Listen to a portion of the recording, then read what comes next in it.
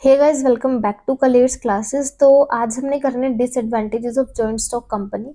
तो first point इसमें दे रखा है हमको डिफिकल्टी इन्फॉर्मेशन, कि जो कंपनी है उसको इनकॉर्पोरेट जब हम करते हैं तो इनकॉर्पोरेशन में कुछ इंपॉर्टेंट डॉक्यूमेंट्स हैं जो हमको प्रिपेयर करने पड़ते हैं, जैसे memorandum of association, article of association and prospectus, जो कि काफ़ी ज़्यादा टाइम कंज्यूमिंग प्रोसेस होता है और काफ़ी ज़्यादा एक्सपेंसिव होता है एज कम्पेयर टू पार्टनरशिप और सोल प्रोप्राइटरशिप। क्योंकि पार्टनरशिप और सोल प्रोप्राइटरशिप में ऐसा कुछ नहीं होता, वहाँ पर सिंपल एक पार्टनरशिप डीड बनानी है और सोल प्रोप्राइटरशिप में तो वो भी नहीं बनानी होती। तो बेसिकली जो डिफिकल्टी है फॉर्मेशन में वो किसकी आती है? कंपनी के फॉर्मेशन में सबसे ज़्यादा डिफिकल्टी आती है। हालांकि जो फॉर्मेशन चैप्टर है वो हम आगे पढ़ेंगे। सो बेसिकली यहाँ पर कुछ ऐसे डॉक्यूमेंट्स होते हैं जो काफ़ी एक्सपेंसिव, काफ़ी टाइम कंज्यूमिंग होते हैं और कंपनी के फॉर्मेशन में बहुत ही ज़्यादा टाइम लगता है। तो डिफिकल्टी इन्फॉर्मेशन है। Second point is possibility of fraud bye promoters. अब जो प्रमोटर्स हैं वो कौन होते हैं?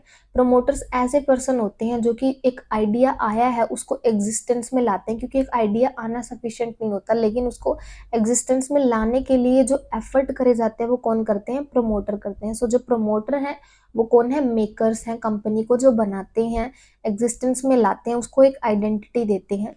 तो जो प्रमोटर है वो मेमोरेंडम भी बनवाते हैं कंपनी का, जो इंपॉर्टेंट डॉक्यूमेंट्स होते हैं वो आर्टिकल ऑफ एसोसिएशन भी बनाते हैं और प्रोस्पेक्टस भी बनाते हैं। और जो प्रोस्पेक्टस है वो एक लॉन्ग टॉक होता है कंपनी की एक्टिविटीज को लेकर, मीन्स उसमें कुछ इंपॉर्टेंट थिंग्स और कुछ बातें लिखी होती हैं कंपनी की एक्टिविटीज को लेकर, जिन पर बिलीव कर कर जो कुछ पर्सन्स हैं वो इन्वेस्ट करते हैं कंपनी के अंदर, यानी कि शेयर्स और डिबेंचर समथिंग किसी में वो क्या करते हैं?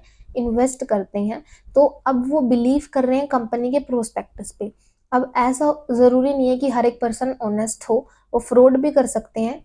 जो पर्सन हैं जिन्होंने इन्वेस्ट करा है उनके साथ ऐसा हो सकता है कि जो प्रमोटर है वो बाद में डायरेक्टर बन जाए कंपनी का, और जो इन्फॉर्मेशन जो भी हमारा प्रोस्पेक्टस है उसमें लिखा हुआ है लॉन्ग टॉक, उसको क्या कर दे? फॉल्सिफाई, मैनिपुलेट कर दे, उसमें कुछ इधर उधर कर देता है, उसमें कुछ गड़बड़ी कर देता है। तो इससे जो पब्लिक है उसको क्या कर देता है? करता है, वो चीट करता है। ठीक है ना? तो जो प्रमोटर है वो क्या करता है?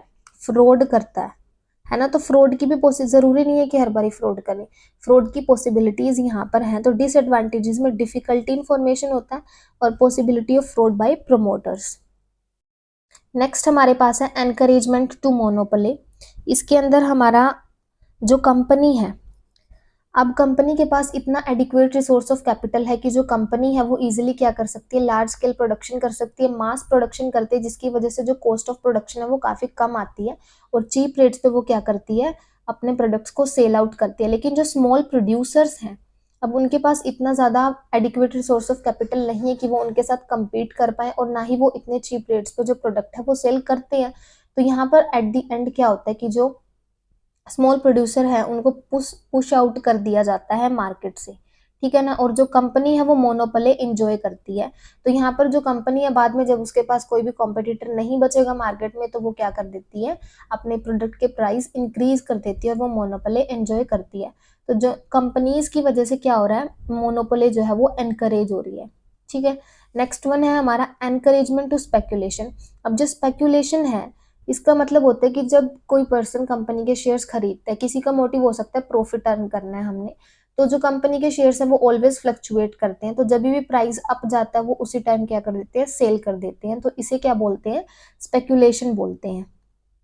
तो यहाँ पर क्या है कि जो शेयर्स होते हैं ना कंपनी के वो फ्रीली ट्रांसफरेबल हैं, कोई भी रिस्ट्रिक्शन नहीं होती शेयर्स को ट्रांसफर करने को लेकर। अब यहाँ पर क्या है कि जो डायरेक्टर है वो मैन्युपुलेट कर सकता है कंपनी के अकाउंट्स को और ऐसी पिक्चर शो कर सकता है पब्लिक को जिससे कि क्या हो? बाइंग और सेलिंग जो है शेयर्स की वो इंक्रीज हो जाती है। किस वजह से इंक्रीज हो रही है? इन्वेस्टमेंट की वजह से इंक्रीज नहीं, बल्कि स्पेक्यूलेशन की वजह से इंक्रीज हो जाती है। तो यहाँ पर जो स्पेक्यूलेशन है वो भी काफी ज्यादा एनकरेज होता है, क्योंकि जो डायरेक्टर है वो कई बार ऐसी पिक्चर पब्लिक को शो करता है जिसकी वजह से वो स्पेक्यूलेशन के चलते प्रॉफिट अर्न करने के लिए वो बाइंग और सेलिंग ज्यादा से ज्यादा करते हैं।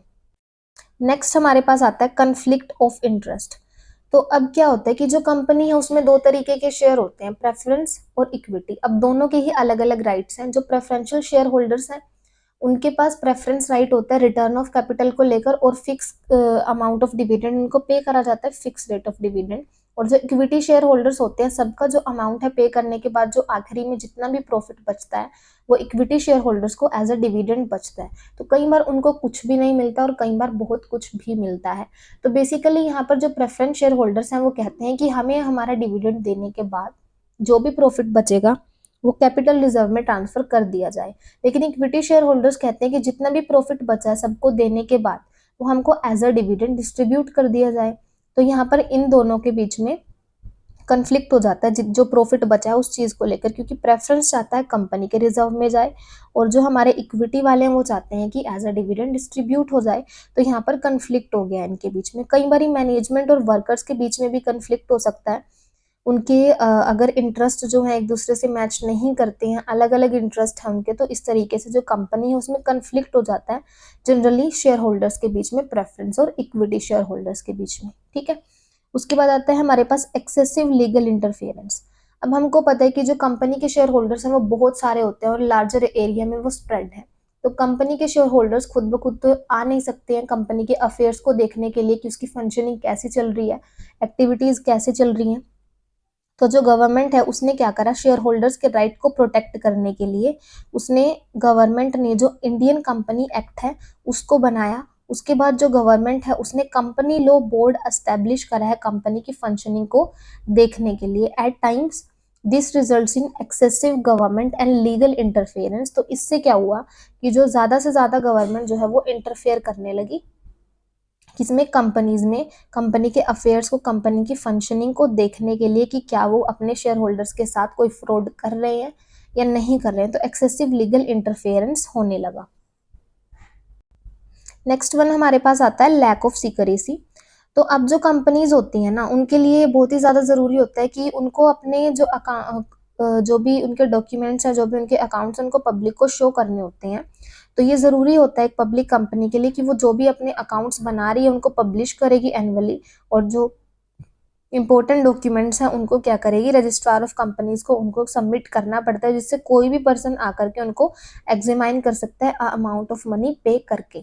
ठीक है ना। तो लैक ऑफ सीक्रेसी, अगर कोई भी कंपनी कुछ सीक्रेट रखना चाहती है तो वो रख नहीं पाते, क्योंकि उसके लिए ये ज़रूरी है कि उसको पब्लिकली जो उसके डॉक्यूमेंट्स हैं, उसके अकाउंट्स उसको शो करने ही पड़ेंगे।